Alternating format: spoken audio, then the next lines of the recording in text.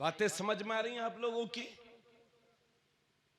ये मैं उस सिलसिले की बात कर रहा हूं जिस सिलसिले में आप बैत हैं, आप कादरी हैं। क्या हैं आप? कादरी, यानी गौस आजम के सिलसिले से मुरीद है, गौस पाक के सच्चे गुलाम। मौज़ज़ सामीन, इतनी बातें अर्ज करने के बाद एक जरूरी बात और तवज्जो से सुन लें, चूंकि बहुत ज्यादा वक्त हो गया है। हाँ, इसलिए आप बहुत ज्यादा तवज्जो फरमाएं और एक लम्हा भी हमारा ज़ाय न होने पाए। हजरत गिरामी, गौस आजम की शान सुनो। मैं इसलिए अर्ज कर रहा हूं ताकि आप समझें कि जिस सिलसिले में हम मुरीद हैं वो हमारे गौस कितने अजीम हैं, कितनी अजमत वाले हैं। और गौस आजम ने एक मौके पर फरमाया था कि जिसने मेरे सिलसिले के किसी शख्स के हाथ में हाथ दे दिया तो अल्लाह उसे भी जन्नती बनाएगा, क्योंकि हो सकता है उधर कमजोरी हो मगर तुम्हारे गौस की तरफ थोड़ी कमजोरी है। तो जो तार उनसे मिल गया समझे वो एक मजबूत तार है, और गौस आजम का रास्ता जन्नत वाला रास्ता है। अब उनकी पावर भी सुनो ताकि आपको मालूम हो कि हम किस शख्सियत की गुलामी में हैं। हजरत, यही बगदाद शरीफ की जमीन है, गौर से सुनिएगा। बगदाद शरीफ की सरजमीन है। बगदाद की जामे मस्जिद में एक दिन गौसे पाक अपने खलीफा के साथ हाजिर हुए। तवज्जो चाहूंगा, बगदाद की जमीन पर गौसे पाक अपने खलीफा के साथ हाजिर हुए।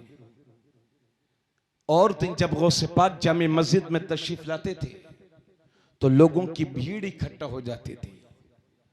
कोई मुसाफहा करता था, कोई दस्तबोसी किया करता था, कोई कदम बोसी किया करता था, कोई कोई मसला दरियाफ्त करता था।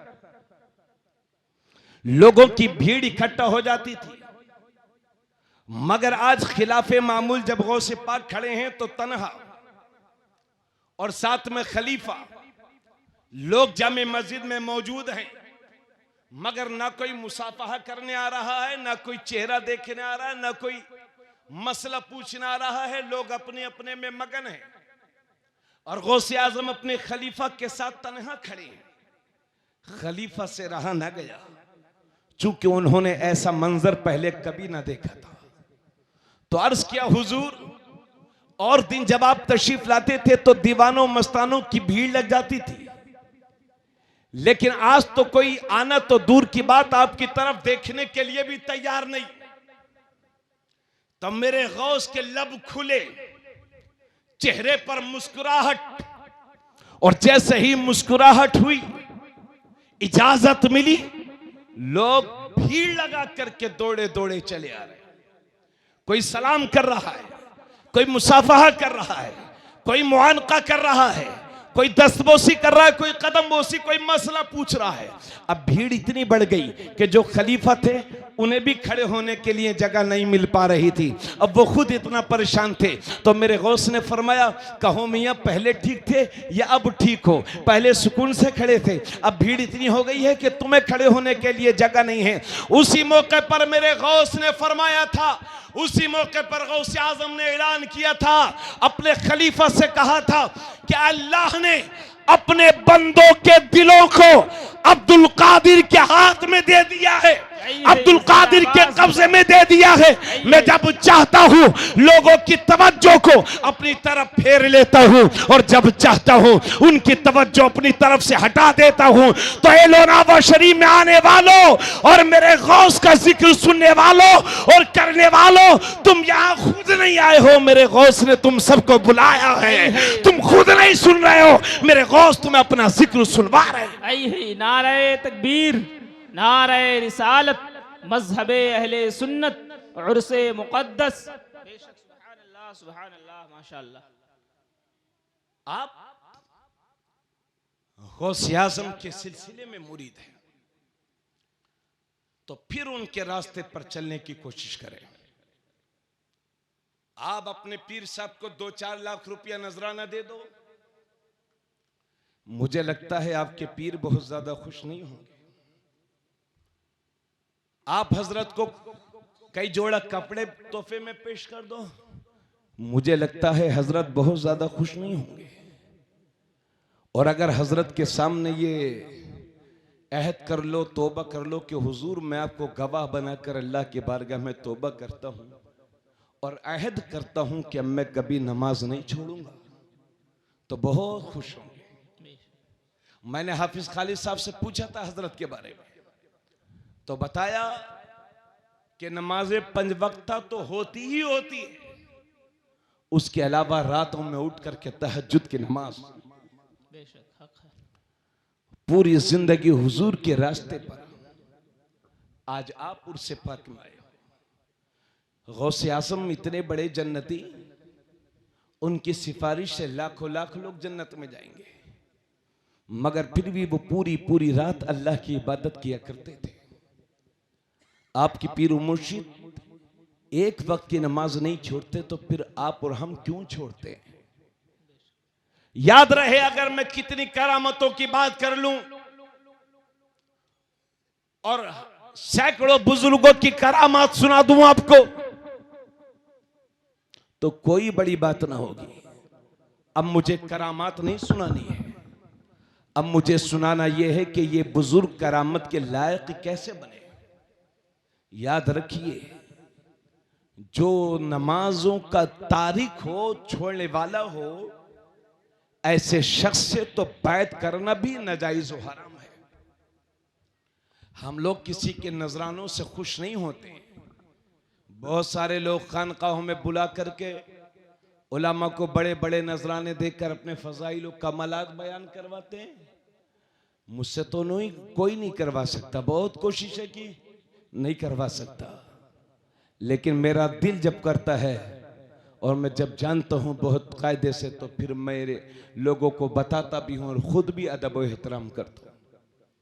मोहतरम हजरात, आज ये जितने 4 अंगूठी पहनने वाले पीर हैं, ये पीर नहीं है, पैर है। जितने नमाजें छोड़ने वाले लोग हैं, ये पीर नहीं हो सकते। ये बैत है क्या?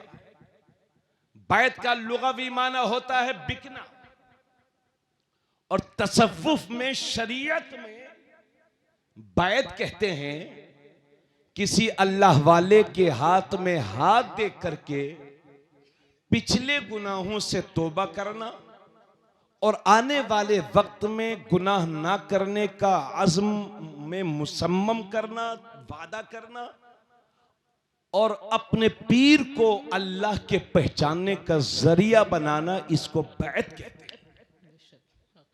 सुना मेरे भाइयों?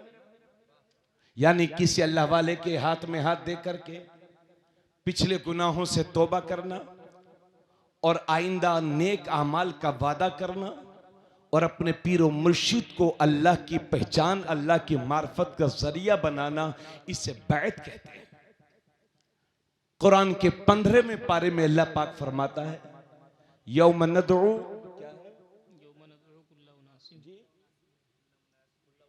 यौम नदउ कुल्ला उनासिम बिइमामिहिम।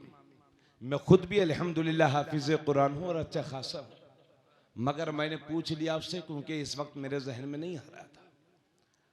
अल्लाह फरमाता है, यौम नदउ कुल्ला उनासिम बिइमामिहिम, क़यामत के दिन हम लोगों को उनको अपने इमामों के साथ बुलाएंगे, अपने इमाम के साथ बुलाएंगे, चाहे वो इमाम शरीयत के तौर पर हो, चाहे वो इमाम बैत के तौर पर हो। और इसी आयत की तफसीर में मुफ्ती हकीम अहमद यार खान लिखते हैं कि जिसने किसी स्वाले इंसान को अपना इमाम ना बनाया, उसका इमाम शैतान है। यानी किसी नेक बंदे की उसने पैरवी नहीं की, उसे अपना इमाम नहीं बनाया, तो वो शैतान उसका इमाम है। आपको मुबारकबाद पेश करता हूं, आपका इमाम एक आले रसूल है, सैयदा फातिमा ज़हरा की औलाद है। तुम जितना भी नाज करो वो कम है। और हम सब चाहे लोनावाला शरीफ से मुरीद हो, चाहे बगदाद शरीफ से मुरीद हो, चाहे बरेली शरीफ से मुरीद हो, बात सिर्फ गौसे आजम की होती है। मुबारकबादी पेश करता हूं। दुनिया चाहे क़यामत के दिन जिन लोगों के झंडों में रहना चाहे रहे, मगर हम सब कादरी इंशाअल्लाह क़यामत के दिन हश्र के मैदान में गौसे आजम के झंडे के नीचे होंगे। जिंदाबाद, नारे तकबीर, नारे रिसालत, मजहबे अहले सुन्नत, उर्से मुक़द्दस, नारे तकबीर, जिंदाबाद जिंदाबाद। माशाअल्लाह माशाअल्लाह। लोगों को क़यामत के दिन उनके इमामों के साथ बुलाया जाएगा। तो आपके पास इमाम है कि नहीं? कौन है? आपके पीर और मुर्शिद। समझ गए मेरे भाई? और हरत्तु नत्तु खैराती जुमेराती शुभराती से मुरीद होने की जरूरत नहीं है। भारत के मुसलमानों में सबसे ज्यादा नफरतें जो पैदा की हैं वो दुनियादार पीरों ने पैदा की हैं। और एक बात और कहूं, सुन्नियत को जो सबसे ज्यादा नुकसान पहुंचा है वो बदअमल मौलवियों की वजह से और मक्कार पीरों की वजह से। समझ गए आप लोग? बेअमल मौलवियों की वजह से और मक्कार पीरों की वजह से सबसे ज्यादा नुकसान पहुंचा है। इसी वजह से आला हजरत ने अपनी किताब में लिखा है कि पीर होने के लिए 4 शर्तों का होना पीर के लिए बहुत जरूरी है। पहली शर्त यह है कि पीर सुन्नी सहीहुल अकीदा हो। जो खुद सुन्नी ना होगा वो दूसरे को सुन्नी क्या बनाएगा? आप हैरत करेंगे। तवज्जो है आप लोगों की? जी जी, थोड़ा हजरत जरा तवज्जो फरमाइए। नहीं हुजूर आपसे नहीं कर रहा हूं मैं। शायद सन 2017 या 18 में आसाम गया था। बांग्लादेश के बॉर्डर पर एक बहुत बड़ी खानका थी। और जब मैंने वहां जाकर के देखा, वहां बंगला लोग बोलते हैं और बांग्लादेशी वहां कल्चर भी है। याद रखिए, मैं चूंकि माइक है, वीडियो भी बन रही है, मैं इंडिया की सरहदों ही के अंदर था और बॉर्डर से भी बहुत दूर था, इसलिए इस बात को मैं क्लियर कर दूं। मैं गया खानका में तो मैंने देखा कम से कम 1000 लोग वहां मौजूद होंगे। और मजार शरीफ, साथ में साहिब सज्जादा का घर। लोग कहने लगे चलिए साहिब सज्जादा से मिल लेते हैं। मैंने कहा चलिए पहले आस्थाने पर हाजिरी दे लेते हैं। तो जब हाजिरी दी वहां पर, तो दरवाजा खानका का बंद था, जाली लगी हुई थी और मुझे बताया गया कि अंदर जाने की किसी को इजाजत नहीं है। जो लोग फातिहा पढ़ते हैं वो यहीं से पढ़ लेते हैं। मैंने भी वहीं से पढ़ लिया फातिहा और दिल बहुत खुश हुआ कि कम से कम इन्होंने शरीयत के मुताबिक काम किया है। लोगों को चूमा चाटी से रोका है और 4 हाथ दूर पर एक खिड़की लगा दी है। मैंने समझा ये अच्छा काम है, इल्म के मुताबिक है, साहिब सज्जादा कोई बड़े आलिम होंगे। मैं मिलने के लिए गया। उन्होंने मुझसे पूछा कहां से तशरीफ लाए? मैंने कहा बरेली शरीफ। तो उनके चेहरे का जोग्राफिया, बरेली नाम सुनकर के जो खुशी होनी चाहिए थी चेहरे पर वो ना थी। मैं समझ गया। फौरन मैंने इशारा किया चलिए यहां से, ऐसे पीरों से हम नहीं मिलते जुलते हैं। उस वक्त मैं बरेली शरीफ में ही पढ़ाता था। हम लोग बाहर आ गए, जोहर का वक्त हो गया। मैंने सोचा मस्जिद में कोई गैर सुन्नी थोड़ी होगा। जब वहां गया तो भाई साहब, छोटे भाई के पजामे एक नहीं बल्कि दर्जनों थे, और बड़े भाई के कुर्ते और चेहरे पर काले गाले निशान। मेरा तो दिमाग ही खराब हो गया, या अल्लाह। तब मुझे पता चला कि इस खानका का सज्जादा नशीन भी वहाबी है, सुले कुल्ली है, और मस्जिद का इमाम भी वहाबी। खानकाहों के साथ भी लोगों ने गद्दारियां की है। चले जाओ बहुत सारी खानकाहों में, आज भी सुन्नियों के खानकाहों में वहाबियों ने कब्जा कर रखा है। इसलिए हर खानका के आदमी से मुरीद नहीं हुआ जाएगा। पीर होने के लिए पीर का सुन्नी सही उल अकीदा होना बहुत जरूरी है। और दूसरी शर्त यह है कि पीर इतना पढ़ा लिखा हो कि अपनी जरूरत के मुताबिक किताबों से मसाइल को निकाल सके। यानी पूरा आलिम होना, बहुत बड़ा अल्लामा होना भी जरूरी नहीं है, बल्कि इतना जरूर पढ़ा लिखा हो कि जरूरत के मुताबिक किताबों से मसलों को निकाल सके। और तीसरी शर्त यह है कि पीर फासिक मुअलिन ना हो, यानी खुल्लम खुल्ला गुनाह ना करता हो। और चौथी शर्त यह है कि पीर का सिलसिला हुजूर तक पहुंचता हो, हुजूर के सिलसिले से मुत्तसिल हो। अल्लाह का शुक्र है आपके पीरो मुर्शिद सुन्नी सहीहुल अकीदा है। अरे बोलो, इनकी सुन्नियत में भी कोई शक है? और माशाल्लाह किताबों को खूब पढ़े लिखे, और माशाल्लाह चेहरे पर सुन्नत मुबारका पूरी है। वही स्मार्ट पीर नहीं जो छोटी छोटी दाढ़ी लगाए घूम रहे हैं और लोगों को गुमराह करते फिर रहे हैं। ये जितने दाढ़ी मुंडे हों, चाहे वो अजमेर शरीफ की दरगाह में बैठे हों या देवा शरीफ की, वो पीर नहीं हो सकते। दाढ़ी मुंडा कभी पीर नहीं हो सकता। उसकी तो खुद ठुकाई होगी, वो दूसरों को क्या बचाएगा। और साथ ही साथ उसका सिलसिला हुजूर से मुत्तसिल हो। आपके पीरो मुर्शिद तो माशाल्लाह सैयद है। और यह भी याद रखिए, सबा सनाबिल शरीफ में यह बात लिखी है कि पीर का सैयद होना कोई जरूरी नहीं है।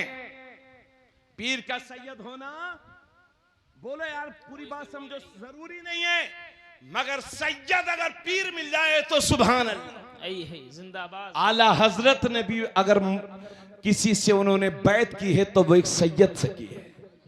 तो अगर पीर सैयद हो जाए तो नूरुन अला नूर, यानी पीर सैयद हो तो सुभान अल्लाह, उससे ज्यादा नसीब वाला कोई शख्स है ही नहीं। तो हजरत गिरामी, अल्लाह का शुक्र है आप जिस खानकाह में तशरीफ लाए, खुद भी आते रहे और दूसरों को भी यहां लाते रहे। और यह भी याद रहे, तरीकत का एक उसूल यह भी है कि जब तक अपने पीर को जमाने के सारे पीरों से बरतरो अफजल नहीं जानोगे, तब तक पीरो मुर्शिद का मुकम्मल फैजान नहीं मिल सकता। यानी मुरीद हैं हजरत से और दिल लगा है कहीं और, तो भाई वो वहीं दिल लगा ले जहां उसका दिल लगा है। हजरत से फैज हासिल करना है तो फिर हाथ भी हजरत को दे दो, दिल भी हजरत के कदमों में रख दो। ये तरीकत का उसूल है कि अपने पीर को जमाने के सारे पीरों से अफजल बरतर जानना, ये तरीकत के उसूल में से। हजरत इतनी बातें करने के बाद अब आइए थोड़ी सी बातें अर्ज कर लूं। हमारे हुजूर सूफी गुलाम मोहिद्दीन साहब क़िबला दामत बरकातुहुमुल आलिया एक वक्त की भी नमाज नहीं कज़ा करते माशाल्लाह। और आपको जब इन्होंने मुरीद किया होगा तो आपसे भी वादा लिया होगा। याद रहे, दुनिया के किसी भी हिस्से में चले जाओ, किसी भी आस्थाने पर चले जाओ, अगर आप नमाजों के तारिक हैं, अगर मैं भी नमाजों का तारिक हूं, तो हम अपने साथ अच्छा नहीं कर रहे हैं। अल्लाह को एक मानने के बाद, रसूलुल्लाह की रिसालत का इकरार करने के बाद, अगर दुनिया में सबसे बड़ा कोई फर्ज एक मुसलमान के लिए है तो वो नमाज है। जोर से बोलो सुभान अल्लाह। क्या मालूम नमाज के नाम पर लोगों की सांसें बंद जाती हैं, आवाज नहीं निकलती, क्या बात? सबसे बड़ा फर्ज क्या है? नमाज। अल्लाह के नबी ने फरमाया इस्लाम की बुनियाद 5 चीजों पर है, जिसमें से पहली चीज अल्लाह की तौहीद का इकरार और हुजूर की रिसालत का इकरार, यानी हुजूर को आखिरी नबी मानना और अल्लाह का बंदा मानना। तवज्जो चाहूंगा, बस मैं तकरीर खत्म कर रहा हूं थोड़ी देर में। उसके बाद नमाज, 700 बार से ज्यादा मुख्तलिफ सेगों के साथ कुरान में नमाज का जिक्र है। नमाज का जिक्र है। अल्लाह के नबी इरशाद फरमाते हैं, जब तुम्हारे बच्चे 7 बरस के हो जाएं तो उन्हें नमाज का हुक्म करो, और जब तुम्हारे बच्चे 10 साल के हो जाएं तो उन्हें मार मार के नमाज पढ़ाओ, और जब तुम्हारे बच्चे 10 साल के हो जाएं तो अपने बच्चों के सोने के बिस्तर अलग अलग कर दो। यानी कोई भाई अपनी बहन के साथ न सोए और कोई बहन अपने भाई के साथ 10 साल उम्र होने के बाद न सोए। अल्लाह के नबी फरमाते हैं, जब तुम्हारे बच्चे 7 साल के हो जाएं तो नमाज का हुक्म करो, और जब 10 साल के हो जाएं तो मार मार के नमाज पढ़ाओ। आज आप इस खानका में आए हो तो यहां से जाने के बाद आपकी जिंदगियों में बदलाव आना चाहिए। अगर आपकी जिंदगियों में बदलाव आ गया तो समझ लीजिए लोनावा शरीफ की हाजिरी अल्लाह ने कबूल कर ली है। अगर यहां से जाने के बाद कोई तब्दीली आपके मिजाज में नहीं आई तो फिर आप समझ लीजिए आपकी हाजिरी में कहीं ना कहीं कोताही रह गई है। उस रास्ते पर चलो जिस रास्ते पर आपके पीरो मुर्शिद चले। आज और याद रखना, हिंदुस्तान के मुसलमानों, मुल्क के जो मौजूदा हालात हैं और जो मौजूदा परेशानियां मुसलमानों के सामने हैं, उसकी सबसे बड़ी वजह मुसलमानों की बदअमालियां है। जब तक मुसलमान नमाज नहीं पढ़ेगा इसी तरह से रुस्वा और जलील होता रहेगा। मेरे नबी ने ताकीद के साथ फरमाया, पूरी जिंदगी खुद भी नमाज पढ़ी, और जब मेरे नबी का आखिरी वक्त था तो कई लोग पकड़कर हुजूर को मस्जिद में ले जाते थे, मगर मेरे नबी ने नमाज कज़ा नहीं फरमाई। करबला में आखिरी वक्त में इमाम हुसैन ने नमाज कज़ा नहीं की। 3 दिन भूखे प्यासे रह करके ये नूरानी काफिला अल्लाह के हुजूर सजदा कर रहा है। आज हम नारा लगाते हैं, या अली या अली या हुसैन, और अब्बास अलम बरदार का परचम। सिर्फ नारा लगाने से इमाम हुसैन खुश होंगे? उनके किरदार पर अमल करो। नबी फरमाते, मन तरक सलात मुतअम्मिदन फक़द कफर। जिसने जानबूझ करके एक वक्त की भी नमाज छोड़ी वो हद कुफ्र को पहुंच गया, यानी कुफ्र की सीमा को पहुंच गया, कुफ्र की आखिरी लाइन के करीब पहुंच गया। आप मुझे बताइए, जो कुफ्र की सीमा तक पहुंच गया हो उसको वहां से पलटा खाने में कितनी देर लगेगी? नबी फरमाते, जिसने एक वक्त की भी नमाज जानबूझ करके छोड़ी वो हद कुफ्र को पहुंच गया। और मियां कुफ्र और इस्लाम के दरमियान सबसे बड़ा फर्क तो नमाज का है। आप लोग तवज्जो से नहीं सुनने मेरी बातों को, और ये बुखारी शरीफ की हदीस से सुनेंगे मेरी मां बहनें, क्योंकि नमाज उन पर भी फर्ज है, नमाज आप पर भी फर्ज है। ये बुखारी शरीफ की हदीस से बहुत तवज्जो से सुन लीजिएगा। अल्लाह के नबी ने एक मौके पर फरमाया, मेरा ये दिल करता है कि एक आदमी से कहूं कि लकड़ियों को इकट्ठा कर दे, और जब लकड़ियां इकट्ठा हो जाएं तो आका फरमाते हैं, मेरा ये दिल करता है कि उस आदमी से कहूं लकड़ियों में आग लगा दे, और जब लकड़ियों में आग लग जाए तो हुजूर फरमाते हैं, मेरा ये दिल करता है कि किसी आदमी से कहूं कि अजान पढ़ दे, और जब अजान हो जाए तो आका फरमाते हैं, मेरा ये दिल करता है कि किसी आदमी से कहूं कि लोगों को नमाज पढ़ाए, इमामत करे। और जब सब लोग नमाज पढ़ने लगे, इमाम नमाज पढ़ाने लगे, लोग सफ बांध करके नमाज पढ़ने लगे, तो आका फरमाते हैं, मेरा ये दिल करता है कि उस आग को ले जाऊं और उन लोगों के घरों को आग लगा डालूं जो मस्जिद में नमाज पढ़ने के लिए हाजिर नहीं हुए।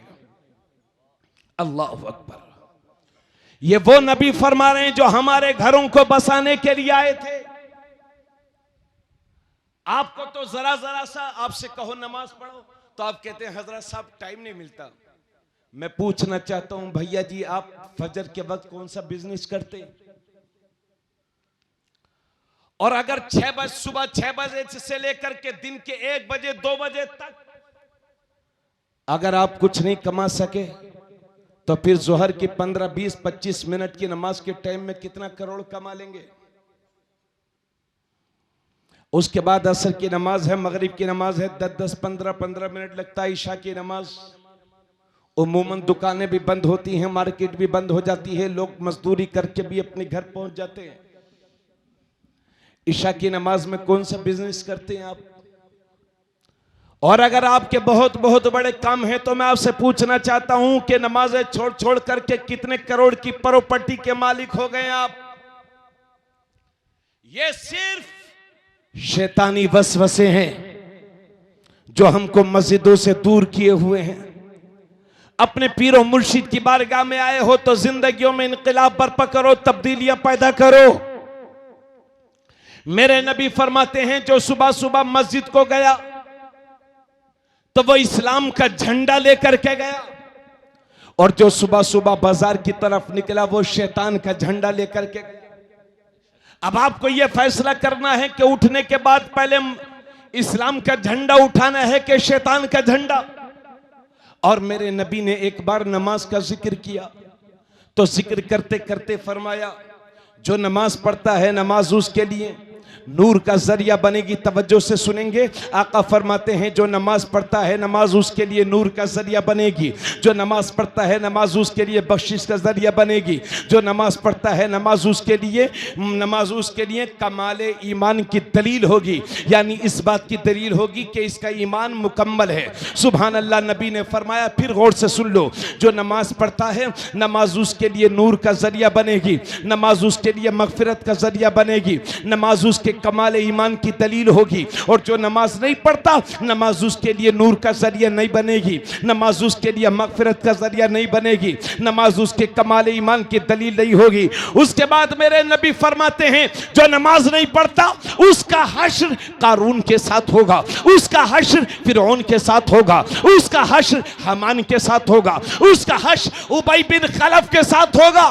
तो ए लोनावा शरीफ के उर्स में आने वालों, अगर तुम अपना हश्र कारून के साथ चाहते हो तो नमाज मत पढ़ो, उबई बिन खलफ के साथ उठना चाहते हो तो नमाज मत पढ़ो, फिरौन के साथ उठना चाहते हो तो नमाज मत पढ़ो, और मेरे नबी के कदमों में उठना चाहते हो तो नमाज पढ़ो, गौसे आजम के झंडे के नीचे उठना चाहते हो तो नमाज पढ़ो, अपने पीर सूफी गुलाम मुहिउद्दीन के हाथ में हाथ देना चाहते हो तो नमाज पढ़ो।